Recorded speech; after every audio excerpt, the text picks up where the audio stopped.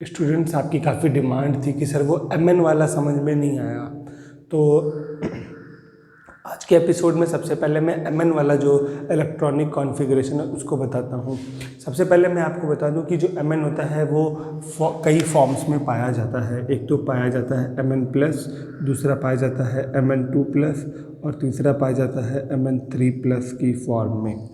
Actually क्या है कि जो हम इलेक्ट्रॉनिक कॉन्फ़िगरेशन पढ़ते हैं वो KLMN की फॉर्म में पढ़ते हैं, लेकिन एक दूसरा होता है जो होता है SPD और F फॉर्म में।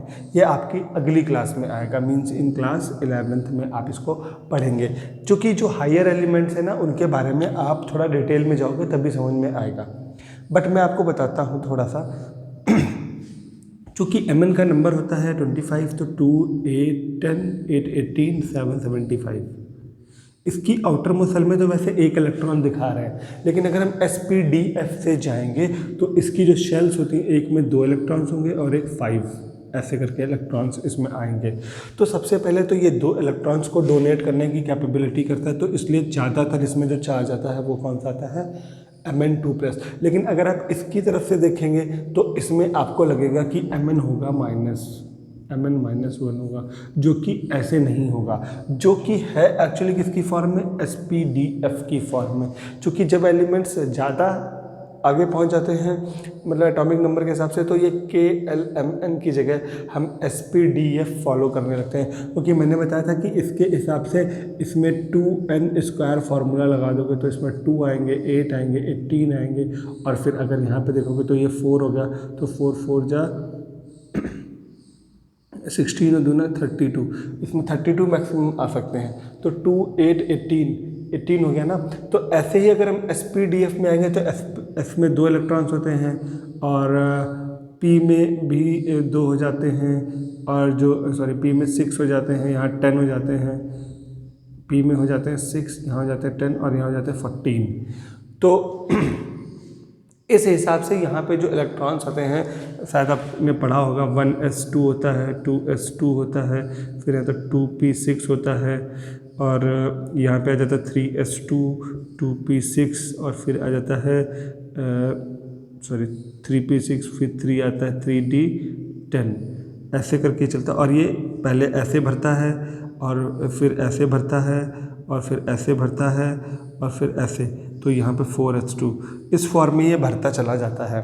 तो पहले 2 इलेक्ट्रॉन्स यहाँ आ गए, फिर 2 अगले यहाँ आ गए, फिर 6, फिर 2, तो क्या हो गया, 2 2 4 6 10 10 2 12 12 6 18 तो 20, और फिर यहाँ आ जाओ ऐसे करके, तो आ जाएगा 4s2, तो यहाँ से निकल जाएगा, और फिर आ जाएगा 4p6, 4d10, और यहाँ पे आ जाएगा 4f14। तो ये 4 4 का अंतर होता चला जाता है, 4 6 हो गया, 6 4 10, 4 14। तो ये वाली जो लाइन आएगी वो हमारी ऐसे पास होगी,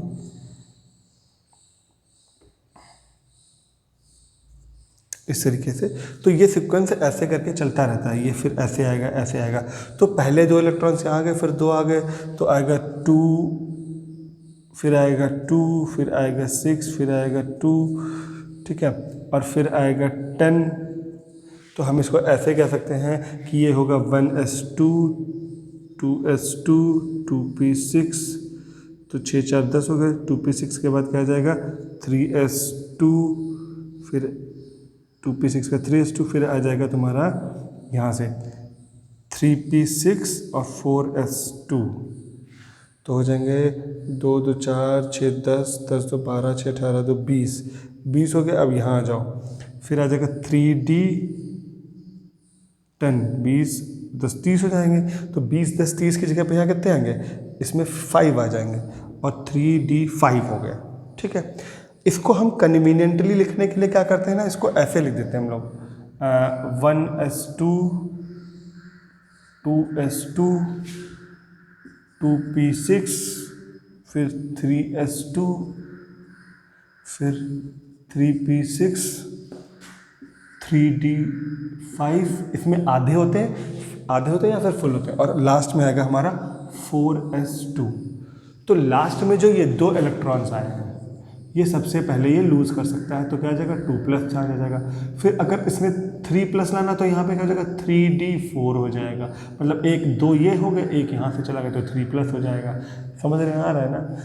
एक साइंटिस्ट थे, उन्होंने हाउंड रूल दिया था, हुंड्स रूल। वो कह रहे थे हाफ फिल्ड या फिर फुल्ली फिल्ड होता है, मतलब इसमें जो इलेक्ट्रॉन की पैकिंग होती है वो ऐसे होती है, एक ऐसे होता है स्पिनिंग और एक ऐसे होती है। तो ये तब स्टेबल रहेगा जब या तो इसमें 2 के 2 होंगे या तो इसमें 1 होगा। तो सबसे पहले ये 1 लूज़ करता है, मतलब क्या बनता है 4s1 बन जाता है। तो ये सबसे पहला क्या बनेगा Mn+ बनेगा। फिर इसने ये भी लूज़ कर दिया तो ये मतलब पूरा गायब हो गया, तो क्या बन जाएगा Mn2+ बन जाएगा। फिर एक इसमें से हटा दिया तो Mn3+ बन जाएगा। आ रहा है समझ में ना। तो ये अलग अलग वेरिएशन के हिसाब से इसमें चार्जेस आते हैं। मैंने 11 तक का बता दिया आपको, शायद समझ में आ गया होगा। तो जब Mn2+ आ गया तो मतलब क्या हो गया, Mn के पास 2 एक्स्ट्रा हो गए, और हमने इसमें किससे मिला देना है, n से। n के पास होते हैं 1 2 3 4 और एक हो गया हमारा 5 यहाँ पे करते हैं। तो देखिए क्या हुआ, Mn और ये NO3 कितने जोड़ने हैं हमको, 2 जोड़ने हैं। तो देखो एक तो ये हो गया,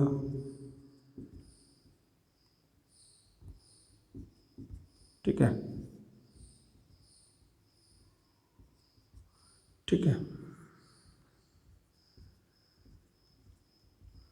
इसको हम उठा के यहाँ भी कर सकते हैं तो भी चल जाएगा। देखो अब आप लोगों ने करा था तो थोड़ा गलत सा लग रहा था, तो मैं आपको बताता हूँ कि इसको हम अपने हिसाब से एडजस्ट कर लेते हैं। देखो ये ऐसे कर दिया, ठीक है, समझना, और एक इधर कर दिया मैंने, तो ये हो गया। अब देखो ये बैलेंस हो गया, ठीक।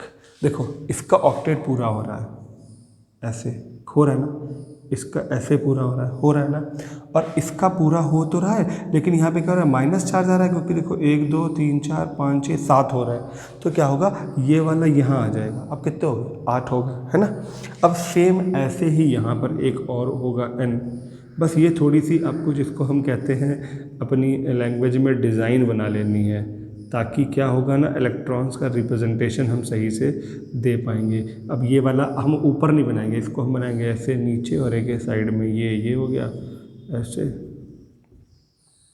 अब बेटा यहाँ समझ में नहीं आया ना तो पूरी धरती पे कहीं आने वाला नहीं है आपको। ये वाला बना रहा हूँ, ये लो, ठीक। तो इसमें भी एक कम था तो वो मैंने यहाँ पहुँचा दिया, सॉरी ये ऐसे है, लो। तो कितने हो गए, Mn NO3 कितने जुड़ गए, 2 जुड़ गए। तो क्या बन जाएगा Mn2+, और जो NO3 माइनस था वो कितने हो जाएंगे, 2 हो जाएंगे। तो क्या बन जाएगा Mn NO3 का होल ट्वाइस। बन गया ना, पूरा सिस्टम हो गया। ये Mn का थोड़ा सा टफ था, क्योंकि ये जो चार्ज आप समझ रहे हो ना 25 के हिसाब से, वो नहीं फॉलो कर रहा। फॉलो यहाँ पे ये हो रहा है SPDF वाला, ये SPDF के चक्कर में हो रहा है, क्योंकि ये ऑर्बिटल का रूल ही स्टैंडर्ड रूल है। ये कौन सा रूल है, स्टैंडर्ड रूल है, यही फॉलो होगा आगे भी। जो पहले भी हो रहे थे उनमें भी यही था, लेकिन उनमें क्या चला था, KLMN और ये वाला मैच कर जा रहा था, लेकिन जब हम आगे बढ़ते हैं तो ये मैच नहीं करता, इसलिए आती है पूरी की पूरी प्रॉब्लम। ओके, तो होप आपने ये पूरा सेशन देखा होगा, मज़ेदार लगा होगा कि क्या है केमिस्ट्री, बहुत डीप है। आगे बेटा बहुत मेहनत से पढ़ना है, बहुत सिंसियरिटी से पढ़ना है। इसीलिए मैं कहता हूँ जो ढंग की जगह नहीं पढ़ेगा ना वो हवा खा जाएगा। आज हम लोग पढ़ने जा रहे हैं physical properties of ionic compounds. Copy में ये भी लिख लीजिएगा, आप अच्छे से बना लीजिएगा जैसे मैंने बनाया है इसको, तो आपका प्रिपेयर हो जाएगा अच्छे से। तो इसको इरेज करता हूँ मैं। हम लोग पढ़ेंगे फिजिकल प्रॉपर्टी, जो आयनिक कंपाउंड्स हम बना रहे हैं, जैसे MnO3 बना दिया हमने, CaOH का होल ट्वाइस बना दिया हमने, NaOH बना दिया, है ना, CaOH का होल ट्वाइस बना दिया, N2S बना दिया। ये सब क्या बना दिया हमने, बताओ, ये सब क्या बना दिए, ये वो कंपाउंड्स बना दिए जिनमें आयंस का रोल था। आयन से ही उनके अंदर बॉन्ड्स बने हुए थे। तो जब आयन से ही इनमें बॉन्ड्स बने हुए थे तो ये क्या कंपाउंड कहलाएंगे, ये कंपाउंड्स कहलाएंगे आयनिक कंपाउंड्स। तो सबसे पहली प्रॉपर्टी हम देखते हैं आयनिक कंपाउंड की जो होती है, इसका नाम होता है फिजिकल नेचर। फिजिकली अगर हम देखेंगे तो ionic compounds solid in nature होंगे, मैक्सिमम से भी मैक्सिमम। अगली बात ये होगा कि वो स्ट्रांग होंगे, हार्ड होंगे और उनमें अट्रैक्शन ज़्यादा होगा पॉजिटिव और नेगेटिव आयंस का, तभी तो वो बने हैं। पॉजिटिव और नेगेटिव आयंस के अट्रैक्शन की वजह से तो बने, तो वो जनरली हार्ड होंगे और मतलब सॉलिड होंगे। लेकिन इनकी जो हार्डनेस होती है वो मेटल जैसी हार्डनेस नहीं होती है, खरे होते हैं, थोड़े ब्रिटल होते हैं। इसका मतलब कैसे होते हैं? ब्रिटल। हार्ड तो हैं लेकिन हम जब उनको हिट कर देंगे किसी से तो क्या हो जाएगा? फोर्स अप्लाई करते हैं, प्रेशर अप्लाई कर देंगे तो क्या हो जाएगा? वो छोटे छोटे टुकड़ों में ब्रेक हो जाते हैं, क्रिस्टल्स फॉर्म में ज़्यादातर पाए जाएंगे। अब करता हूँ मेल्टिंग और बॉइलिंग पॉइंट की। तो अगर मैं मेल्टिंग और बॉइलिंग पॉइंट की बात करता हूँ तो इनमें हाई मेल्टिंग पॉइंट होता है और हाई बॉइलिंग पॉइंट होता है। और इसके वजह से क्या होता है कि इनको स्ट्रॉन्ग एनर्जी चाहिए होती है, मतलब हाई या कह सकते हो कि लार्ज अमाउंट ऑफ एनर्जी चाहिए होगी, ताकि क्या हो कि इनके बीच में जो ये आयनिक कंपाउंड्स हैं या कह सकते हो कि इंटर आयनिक अट्रैक्शन है या फिर कह सकते हो इंटर जो आयनिक बॉन्ड्स हैं उनको ब्रेक करने के लिए लार्ज अमाउंट ऑफ एनर्जी की ज़रूरत पड़ेगी। क्योंकि फुल्ली सेटिस्फाई होकर के बॉन्ड बना लेते हैं ना, तो फिर आप जानते हो किसी की पक्की दोस्ती उसको तोड़ना नामुमकिन है। और दोस्ती कौन सी वाली हो? बेमतलब की, तो तोड़ नहीं सकते आप उसको जल्दी, है ना। अब बात करने जा रहे हैं सॉल्युबिलिटी की। तो सॉल्युबिलिटी के बारे में बात करी जाए तो जो ये इलेक्ट्रोवैलेंट कंपाउंड होते हैं, इलेक्ट्रोवैलेंट कंपाउंड ज़्यादातर वाटर में सॉल्युबल होते हैं। वाटर में सॉल्युबल क्यों होते हैं? क्योंकि ये अपने आयंस लूज़ कर लेते हैं, गेन करने के चक्कर में क्या करते हैं, ये ब्रेक होकर के वाटर में मिल जाते हैं। लेकिन ये बहुत सारे सॉल्वेंट्स जैसे आप कह सकते हो कि कैरोसिन, जिनकी डेंसिटी कम है, कैरोसिन हो गया, डीजल हो गया, पेट्रोल हो गया, उनमें इनसॉल्युबल होते हैं, उसमें ये मिक्स नहीं होते हैं, उसमें बिल्कुल भी मिक्स नहीं होते हैं। और नेक्स्ट इनकी जो लास्ट प्रॉपर्टी है वो है इलेक्ट्रिकल कंडक्टिविटी, जो कि काफ़ी ज़्यादा इम्पॉर्टेंट है। कह रहे हैं कि जब कोई भी आयनिक कंपाउंड लिक्विड स्टेट में होगा तभी वो गुड कंडक्टर होगा और अदरवाइज वो गुड कंडक्टर नहीं हो सकता। तो क्वेश्चन कई बार ये भी आता कि वो गुड कंडक्टर होगा नहीं होगा, तो ये भी निकल जाएगा। If they are present in the liquid state then they conduct electricity. सवाल आ रहा है कैसे, क्यों कंडक्ट कर रहे हैं लिक्विड स्टेट में और सॉलिड स्टेट में क्यों नहीं कर पा रहे हैं? तो इसका भी आंसर बता दूं कि जो लिक्विड स्टेट होती है उसमें जो आयंस होते हैं इनके वो लूजली पैक्ड होते हैं, तो वो क्या होते हैं, वो फ्री हो जाते हैं मूव करने के लिए, और इसलिए क्या होते हैं, आराम से आयंस एक जगह से दूसरी जगह मूव करते हैं, उसी पे चार्ज मूव कर जाता है। सॉलिड में क्या होता है कि जो आयंस होते हैं वो रिजिड स्ट्रक्चर फॉर्म कर लेते हैं, टाइटली पैकिंग हो जाती है, और वो टाइटली पैकिंग की वजह से क्या होता है कि ये मॉलिक्यूल्स जो होंगे या फिर कह सकते हो कि आयंस जो होंगे वो इजीली मूव नहीं करेंगे, और इजीली मूव नहीं करेंगे तो भैया कंडक्टिविटी कहाँ से आ जाएगी? तो कंडक्टिविटी भी बिल्कुल भी नहीं होगी, मतलब इलेक्ट्रिक करंट बिल्कुल भी पास नहीं हो पाएगा। तो होप आपने अमन वाला सिस्टम भी समझ लिया होगा, आज ये आयनिक प्रॉपर्टीज़ भी समझ ली होंगी। प्रॉपरली पढ़ते रहिए। अगर कोई डाउट आ रहा है सीधे फ़ोन उठाओ, कॉल करो, अपॉइंटमेंट लो, फटाक से आके पूछो, कोई दिक्कत नहीं है, मैं पूरी हेल्प करने के लिए प्रिपेयर हूँ। लेकिन ये ना मेरे को सर मेरे को समझ में नहीं आ रहा, कुछ नहीं आ रहा। भाई साहब आप एक बार एपिसोड को देखिए, नोट डाउन करिए कॉपी में, समझने को कोशिश करिए, नहीं समझ में आ रहा है तुरंत फ़ोन घुमाओ और दौड़े चले आओ। 1 2 3 4 बच्चों को मैं अलग से बुला के समझा दूंगा सारी की सारी चीज़ें, लेकिन मेरा एक ही पर्पस है, मेरा कितना भी टाइम वेस्ट हो डजेंट मैटर, सब पढ़ें सब बढ़ें, सभी बच्चों को अच्छे से अच्छे मार्क्स गेन करने, क्योंकि ये गोल्डन अपॉर्चुनिटी है। मुझे नहीं लग रहा है कि आपके बैच के बच्चों को छोड़ करके कोई बच्चा गोला में बहुत अच्छे से कोचिंग ले पा रहा होगा आपकी क्लास का। तो आप समझ सकते हैं कि ये गोल्डन चांस है आपके लिए कि आपको सारे बेहतर तरीके से चैप्टर्स मैंने कवर करा दिए हैं। एक और इम्पॉर्टेंट बात तो आप जान ही रहोगे, जब मिलोगे जैसे हम लोग मिले थे पिछली बार, सबसे पहले प्रॉब्लम डिस्कशन होगी। तो चूंकि मैं ये चाह रहा हूँ कि अभी हम प्रॉब्लम डिस्कशन साथ साथ में करते चलेंगे तो मेरा आगे टाइम वेस्ट नहीं होगा। तो आपकी प्रॉब्लम्स अभी निपटा देंगे, रिवीजन भी अच्छा कर लोगे, तो जब मिलेंगे तो कम प्रॉब्लम्स होंगी, और कम प्रॉब्लम्स होंगी तो नए चैप्टर्स पढ़ पाएंगे और नई चीज़ों को भी जान पाएंगे।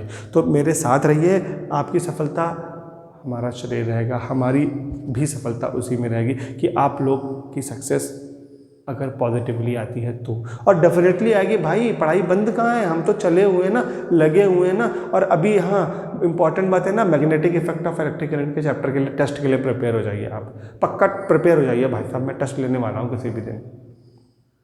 और जो टेस्ट होगा वो फिजिकल टेस्ट होगा, यहाँ बुला बुला के टेस्ट लूँगा, 2-2 4-4 को, पूरे दिन टेस्ट रखूँगा मैं, सबका क्वेश्चन पेपर अलग होगा, सबका क्वेश्चन पेपर अलग होगा, तो चिराइंद वाला कोई काम ही नहीं रहेगा भैया, सबको टेस्ट देना पड़ेगा, दूंगा, किसी का यहाँ टेस्ट होगा, किसी का भारत भूषण कॉलोनी में होगा, सब टेस्ट लूँगा मैं, ठीक है ना। आज ही से प्रिपेयर करना स्टार्ट कर दीजिए, जो अपकमिंग वीक है मीन्स फ्रॉम टुमारो किसी भी दिन टेस्ट हो सकता है, आज ही से पढ़ना शुरू कर देना तुम। Okay, bye bye, stay safe, keep learning.